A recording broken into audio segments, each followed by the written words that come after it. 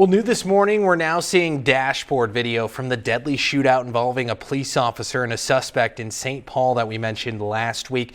We do want to warn you, though, some of the video you're about to see may be disturbing. Get on the ground! On the ground! On the ground!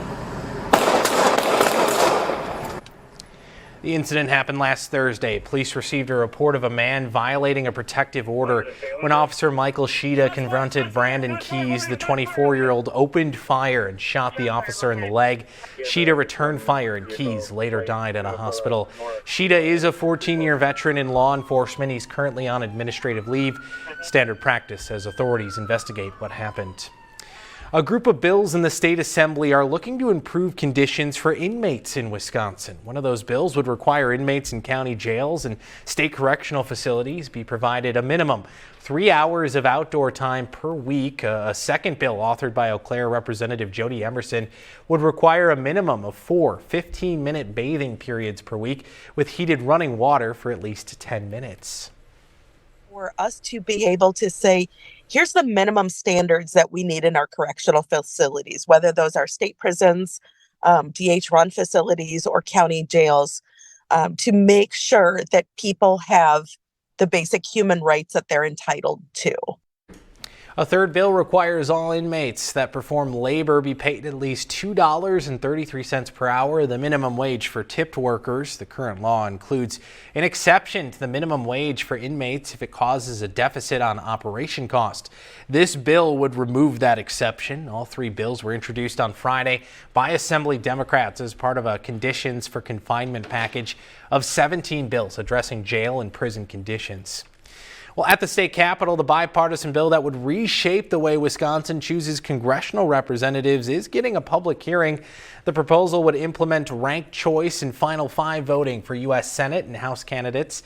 Under the system, similar to what's currently used in Alaska, all candidates for Senate or House would participate in a single primary, with the top five advancing to the general election.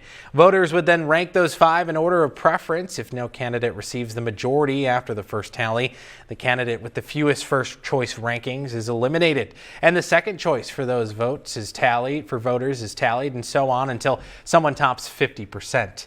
The state Senate Elections Committee took comment on the bill earlier on Tuesday. Republican presidential candidate Vivek Ramaswamy continued his tour of Iowa, stopping in Allamakee and Clayton counties on Tuesday. At one town hall stop, the tech mogul was asked about the possibility of choosing the current frontrunner, former President Trump, as his running mate. I think he could be an excellent vice president, and I think it's a pretty good role in this country. It's actually I'd say I would take him as a top advisor and mentor. Certainly, that first year in office during the transition, I'd like that.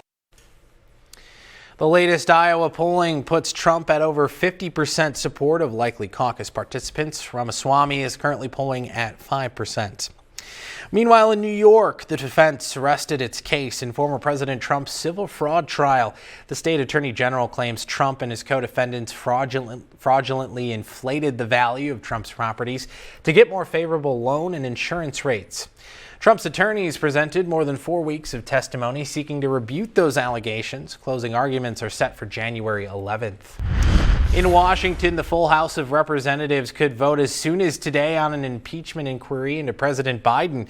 The resolution cleared the Rules Committee after a party-line vote. Republicans say the move is necessary to force the administration to hand over documents as they seek to investigate alleged abuse of power and corruption concerning Biden family business dealings. The White House calls the inquiry baseless since Republicans haven't produced evidence that Biden committed a crime.